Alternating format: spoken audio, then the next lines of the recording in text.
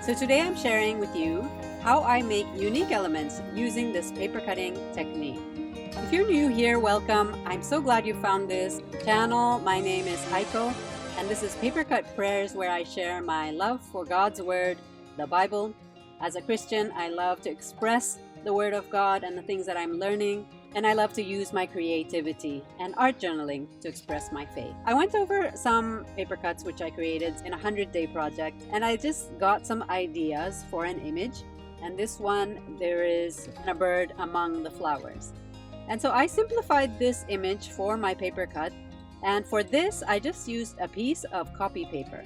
Jesus said, "How often I wanted to gather your children together as a hen gathers her brood under her wings, but you were not willing." It's very sad that people are not willing to come under the protection of God.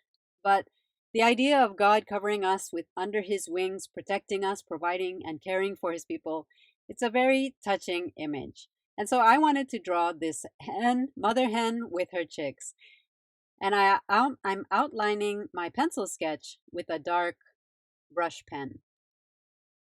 This is something you can do if you don't have black paper for your paper cutting. I often use specific paper, which is black on one side and white on the other side. But if you don't have that kind of paper, you can just use copy paper and use black ink for the black lines. And I will show you how it works in this video.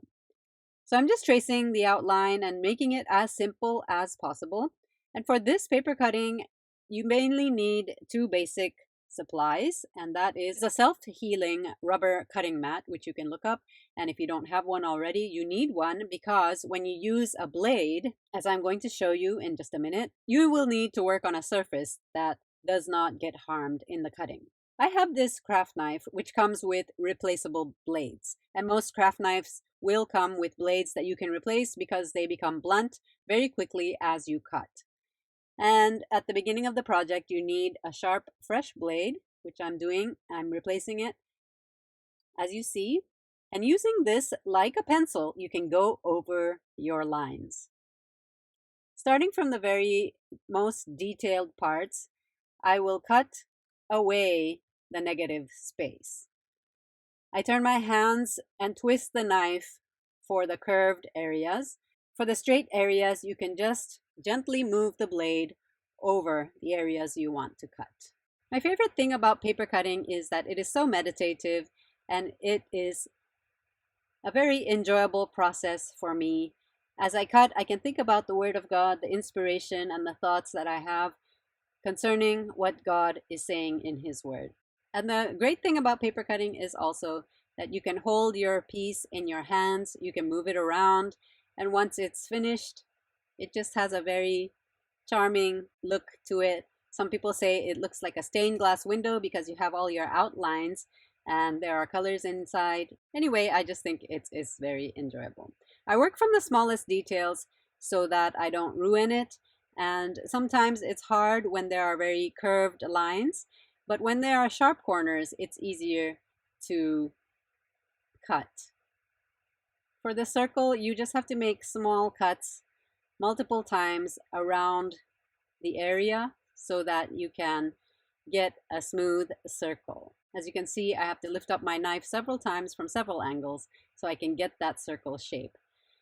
The petals of the flower are very easy to cut because the edges are not rounded. So if you are a beginner, you might want to start with simple shapes like this flower here. You can cut the petals out very easily. There is no rounded corners, which are harder to do. Sharp corners are easier in this paper cutting technique. And by the way, paper cutting is a skill that you gain over time. It's okay if it doesn't look perfect, because that's the whole point. Handmade things have a rough look to it, which I love. Sometimes I like to see the little rough cut imperfections because that gives it a charm of its own. And that makes it also very unique. As I cut, I'm thinking about how the verse paints such a tender picture of Jesus. He is so gentle and mild. He is so loving towards his people. And he wants to protect and provide for his people. He always sees his children with so much compassion, even though he has been mistreated in his city, in the city of Jerusalem, even though he knows that people have rejected him and hate him. He still has a love for his people. As the word of God says, God so loved the world that he gave his only begotten Son. Jesus is a person who loved deeply, and his love for his people just went far beyond human intentions and the evils and the wickedness of this world. He knew that he was coming to this world to redeem the people from sin, and he knew even though he was hated, he could love with a perfect love because he was God, and God is love. In my own life, I've experienced many times when I just felt God's love and protection and provision. I just felt the compassion of Jesus and the love of Jesus in my life. Sometimes I just wonder what I would do if I didn't have the Lord, if I didn't have the love of God leading me. It is a cruel world, and there are so many things, so many people that can get you down, so many enemies that you may have in life. But when we have a God who loves us, when we have a God who is love, we are empowered in a different way than the rest of the world. Because in this world there is so much bitterness and strife, so much enmity and confusion. Sometimes it is hard to love people in this world, but we must remember God loved us, even though we ourselves may be unlovable. And thinking of the image of the mother hen who is just so full of pure love, pure attention to her helpless little ones. What a beautiful picture of God. So kind, so caring for weak, helpless human beings. This little paper cut just brought me a lot of joy as I was making it, and adding the colors also is a very enjoyable part of my process. Once the cutting is done, I move on to the coloring process. And for this, I've been enjoying using painted paper to make unique elements. Instead of buying all the supplies and the color paper and things like that, it's even more unique when you can paint your own paper. And that's what I do sometimes. I just love to paint scraps of paper, and I can choose any color I want from my painted papers.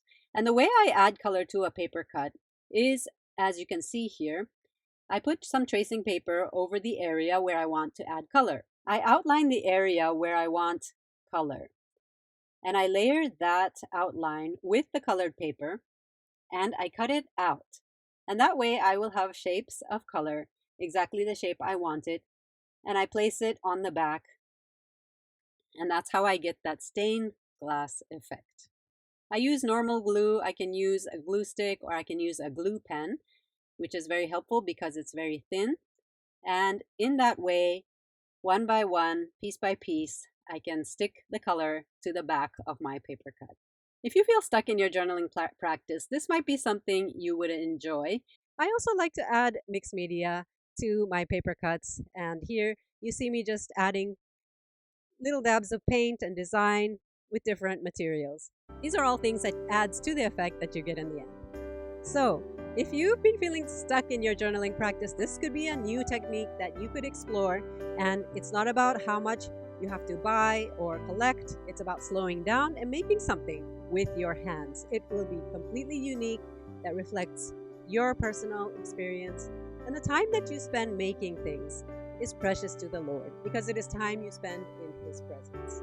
I hope that you enjoyed this today, and let me know in the comments, as I said, if paper cutting is new to you. I do have a newsletter in which I share updates and sometimes my original art, so please join me there and we can keep in touch. Thank you so much for watching.